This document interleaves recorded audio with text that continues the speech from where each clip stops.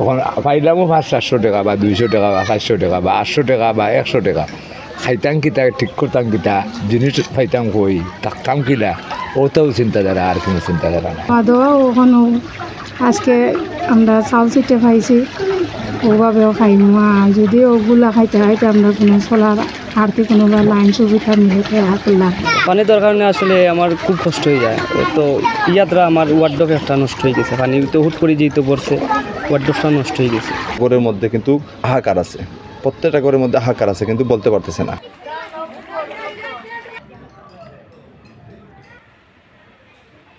বন্যার পানি কমতে শুরু করলেও এখনও অধিকাংশ জায়গায় এইভাবেই জমাটবদ্ধ আছে পানি।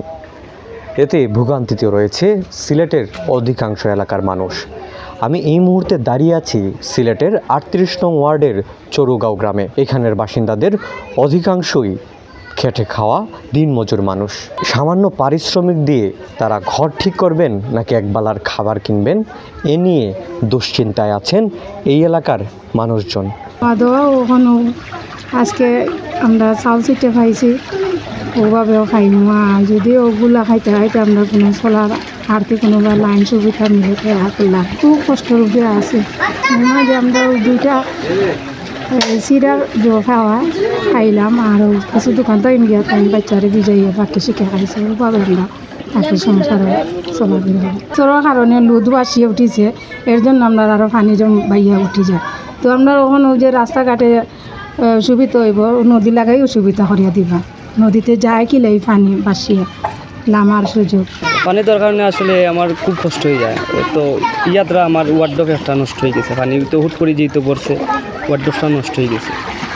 আর এই যে আমার প্রতিবন্ধী বইনেটা তার লেগে আরও কষ্ট হয়ে যায় কেন কয়দিন আগে হলো পানি দাঁড়িয়ে আসছিল তো আমার বোন মুখ খাইয়া পড়ে গেছে পানির মাঝে তো আমরা ঘুম থেকে উঠিয়া আমার বোন ভিতরে ধরছে কারণ তাই তো কোনো হুইল চেয়ারও নাই তাই যে কোনো হুইল চেয়ারও নাই এই গ্রামের মাঝে এখানে আমার বোনও আছে প্রতিবন্ধী।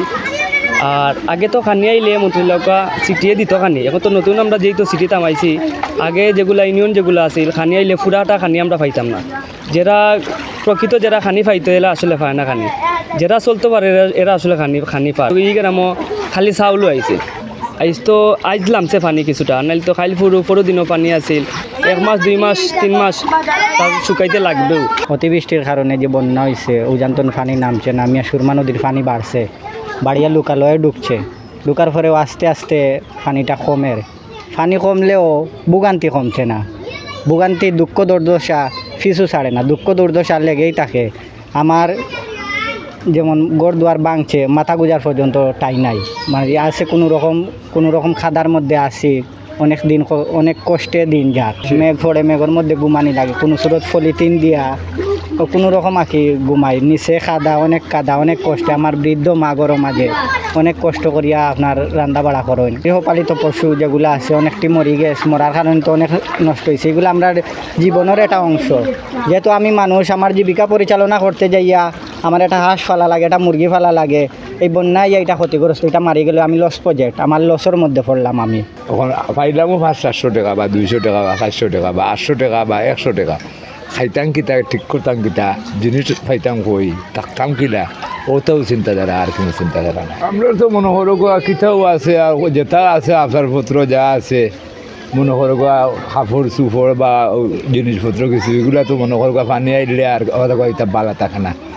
গড় মনে করো এটা টিন বিন যা আছে গড়ের মাঝে আর একটা জিনিসও ভালো থাকে না তখন ভালো না থাকলে আমরা আর খার গেছে খুলবো আল্লাহ ছাড়া ওলাও চলাবি রাখবো আর এই 22-এর বন্যাতে গেলে 22-এর বন্যা তো একবার এইখান তো মনে করো এইখান গড় বলতেও নাই গড় পড়ে গেছে 2বার 3বার পড়ে যাওয়ার পরেও আংশিকভাবে এখন মানুষের কিছু সাহায্য করিয়া স্বাভাবিকভাবে এখনও একটা ডেরাবান দিয়ে আছে অতরে কুলাইয়া উঠতাম পারছি না 22 থেকে লাগাই এখন এর মাঝে আবারও বন্যা আইলে আর কিতা করবো ঠিক তো মনে হলো যার আছে কে আছে ফসমর বাড়ি আমার বাড়ি আরও আমরা মনে হলো 15-20টা ঘর একবারে পানির তলে যে রুজি রোজগার করিয়া যে পূরণ করবো এগুলার কোনো ব্যবস্থা নেই। জিনিসপত্র যেগুলো তো আপনার নষ্ট হওয়ার হয়েছে মনে করেন আমরা ক্ষতিগ্রস্ত মোটামুটি হয়েছে সব আমরা এলাকার যা আছে সবও হয়েছে মোটামুটি পানি মোটামুটি উঠছিল আমরা ঘরে মোটামুটি সবার ঘরে ধরে পানি উঠছে রাস্তাঘাট তো আগ থেকেও ভাঙ্গা ছিল আমরা রাস্তার কাজ আইছিল অলরেডি